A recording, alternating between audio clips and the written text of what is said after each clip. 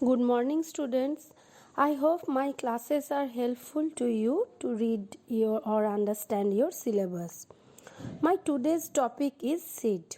In our previous class, I discussed with you about the fruit and from where fruit is originated, and now today I am discussing about the topic that is seed. So, first of all, you have to know what is the definition of seed. Seed can be defined as it is a fertilized ovule containing the plant embryo.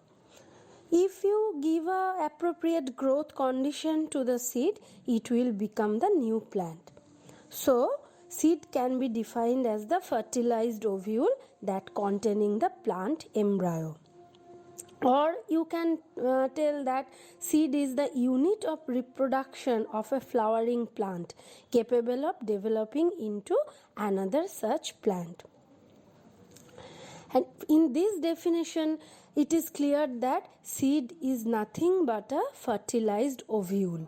An ovule is present inside the ovary, and fertilized ovary forms the fruit, and fertilized ovule forms the seed.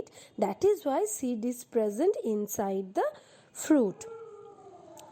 So now you have to know what are the types of seeds.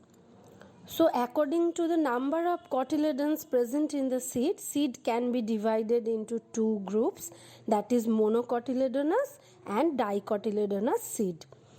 Monocotyledonous seed, it may be maize according to your syllabus, and the example of the dicotyledonous seed according to your syllabus, that is grams and peas.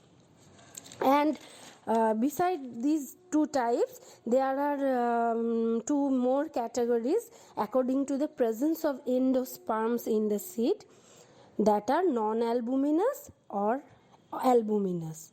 So what are non-albuminous seeds?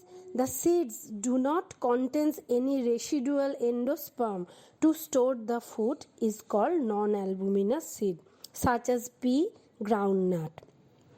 In most of the cases, dicot seeds are the non-albuminous seeds because they don't have endosperm. They are food storage for cotyledons. And what is albuminous seed? The seed consists of endosperm to function as a storage for the food is called albuminous seed. In most of the cases, monocot seeds are the albuminous seeds because the food for the embryo is stored in the endosperm, and they have very tiny structure of cotyledons. So example of albuminous seeds are wheat and maize. So these are the categories of seeds. And now, according to our syllabus, you have to read the structure of the dicot seed and monocot seed.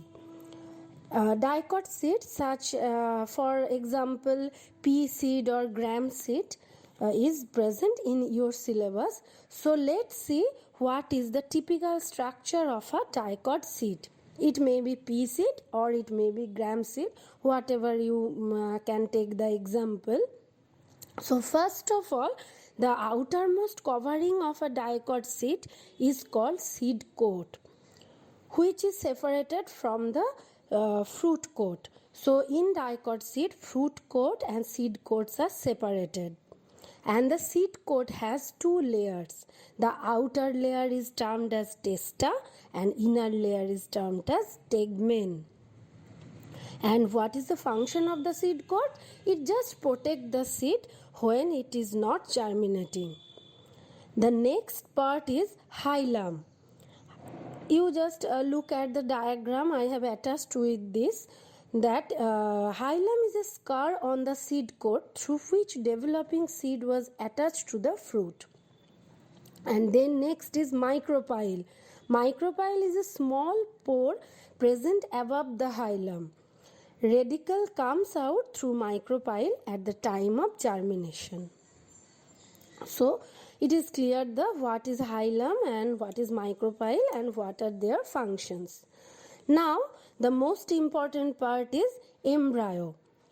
Embryo consists of an embryonal axis and two cotyledons. The embryonal axis also termed as stygellum. So these are the two parts of the pea embryo or gram embryo, that are stygellum and two cotyledons, because it is the dicot seed.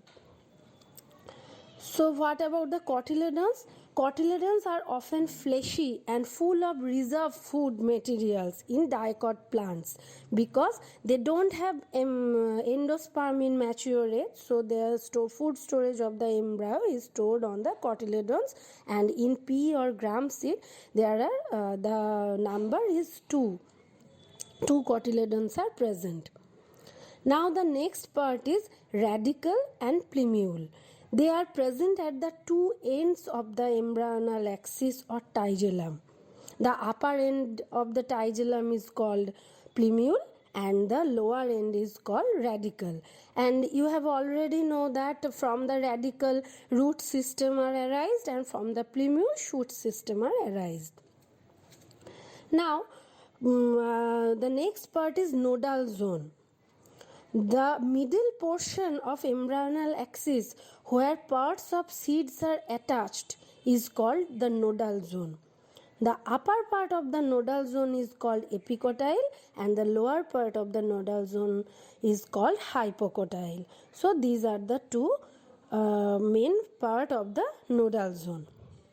Now what about the endosperm?